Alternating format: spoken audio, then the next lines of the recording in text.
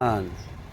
Nililinis na naman nila yung racket natin. Dito tayo sa anong karwas na to? Anong pangalan ng karwas?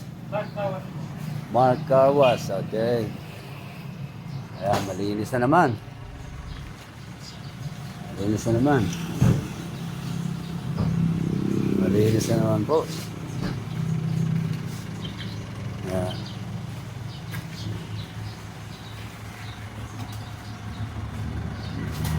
Yes.